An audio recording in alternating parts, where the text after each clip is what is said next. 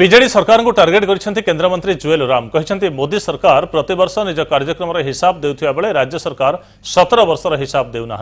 यह नवीन सरकार दुर्बलता बोली कहते जुएल बीजेडी बहु नेता बीजेपी संपर्क में अच्छा दल में मिशिया चाहते एमती बीजेडी भितरी कथा कहते बोली से कहते तबे एबे बीजेडी विपर्य समय आरंभ होइछि युद्ध आगरू बीजेडी अस्त्र छाड़ी सारी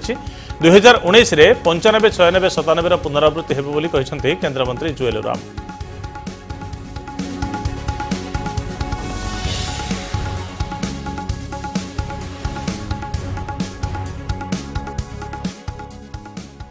बहुत लोक आमर संगे टच रे अच्छी बहुत लोक आमर संगे मिसवाई चाहूँगी किंतु जेहेतु सेटा व्यक्तिगत बंधुता अच्छी पार्टी पार्टी अलग कथा किंतु व्यक्तिगत बंधुता अच्छी तांकर इंटरनाल कथा किसी किसी लोक आमर संगे शेयर करुड़ा मीडिया रे शेयर करी हेबो नाही आउ से भितर किसी लोक जॉइन करेंगे बोली कही से तो जॉइन कले आपण मैंने निजे देखुंत मु बार बार से कहूँ 95, 96, 97 रो रिपीटेशन मु देखी पारुछि।